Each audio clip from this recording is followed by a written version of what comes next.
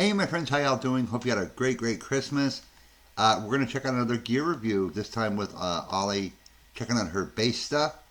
Thanks to Digital Tour Bus for doing these. Let's jump in. Should be super cool.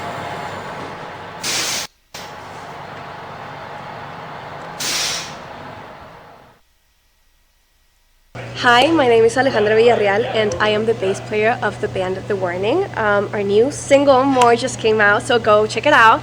And I am going to be talking about my bass today. So, this is my bass. This is a custom USA bass. It's an NS5 XL. I am a Spectre artist. I designed this bass with them.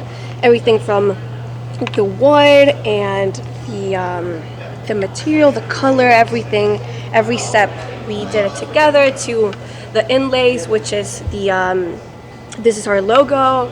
So everything we did together, and I really love it. We did special wood in the back. I think it's redwood to make the bass lighter, because most of their basses are extremely heavy, and so I just wanted to make it a bit lighter, but it's still great wood for the sound of the bass. And For those of you guys who don't know, some woods are super heavy. Mahogany is like wicked heavy. That's what makes like Les Pauls for a guitar heavy. So you totally got to respect that, guys. Being on stage for 1 to 2 hours, you're gonna want a lighter guitar if you can get one. I've never played anything made from redwood, so her sound is phenomenal on it. And I didn't even know Spectre made guitars in the USA. So nice. See, guys, this is why you watch these, especially if you're a musician, because you learn so much. I love this stuff. It looks like she also has EMG pickups. That's my guess. We'll see. I feel like it's just perfect for everything we do with the band. So yes, I love it. I started using a 5-string bass like maybe 3 years ago now, 4 years, and I quite love it. A fan actually gifted me a Spectre bass, a 4-string Spectre bass, like 5 years ago maybe, and since then I've loved Spectre, and I'm really proud to now own a custom bass. You can actually get this design, which is called Alice Inferno, in the Spectre website. And we just released a signature model, which is my model. It's a 4-string bass, and it was inspired by this original bass that we designed with Spectre. So yeah, and it also has my signature in the back, which is awesome. I love it. And last thing that we just added to this bass are lights. And so it looks really cool, but it's also really helpful for when we play live, and the lights are all over the place. It's just so I can go back and I know where I'm playing. So these pickups are EMGX pickups. I have, well, 2 normal knobs and a stack, I think, knob. That's how they're called. And this is regular volume. This is the blend for the pickups. This side is mostly this pickup. I use it in the middle. And these are the bass EQ. These are the high ends. I use it almost all the way up. Not all the way up though. I use it in standard tuning, so it's B, E, A, D, G. Standard tuning all the way. The strings, I use the Dario strings. I use the NYXL 45 to 130, and I love them. They sound pretty good. They last a really long time, and they're not too bright, they're not too flat, I guess. But yeah, I love these strings. I don't have to change them out as often. This is my pedal board. I don't use that many pedals, but this is a preamp. I love this preamp so much. I actually used it. It was one of the first pedals I ever got. And then I stopped using it, and then I was like, I miss this pedal, and it's such a good preamp. Really, this is how I control most of the sound that goes out when we play live. I really like the bass to really cut through. Since we're a trio, we feel like the bass is really important, so we really want to have that bottom end. But this also, I totally agree with her, but every time I hear them, their mix is always perfect. Nobody overpowers anybody else with their instruments, so they've definitely got that down. And I've never seen that stacked. Basically, I think it's more the tone knob stacked. Like, I've never seen that before on any guitar ever, so that's cool. Also really helps us define well what I'm playing, because sometimes you really can't hear what the bass is playing, you can only feel it. I mostly only use the Engage, I don't use the AGS, but this is the gain volume. It's not the volume of the gain, and I really just use it at half, treble, half. Everything is mostly in the half position. Bass, not too much, not too little.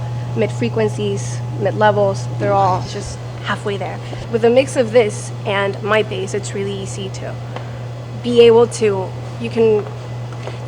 hear what I'm playing correctly without losing that bottom end. So I feel like that's really important to me, and this really helps me do that. As well as this other pedal, which is the dark glass microtubes. I love this bass overdrive. It's so good. I've also tried a lot of overdrives over the past few years, and this one is really cool because it's really easy to blend the overdrive, like the distortion sound, as much as you can or as little as you want it to. So it's not really overpowering, and you can still hear what I'm playing, like as I said, like you will totally hear that in that beginning with that bass. I'm gonna guess that's the pedal she's using because it has a slight distortion to it. It's so good, that song, guys. Hands down my favorite song by The Warning, hands down.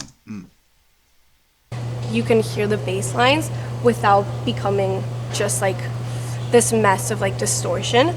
This is the overdrive. I usually leave it all the way up and I mix as much of it as I want. And here, this is the blend between your normal bass sound and the distortion. I usually keep it almost halfway there as everything.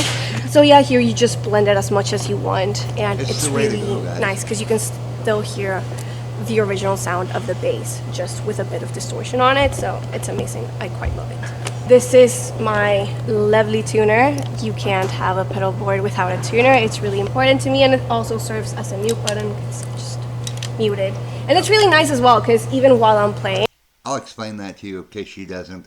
When you click that tuner button, it'll cut the sound from the bass so you can tune. But she's absolutely right. You've got to have that tuner down on the ground to see, to be able to tune back up.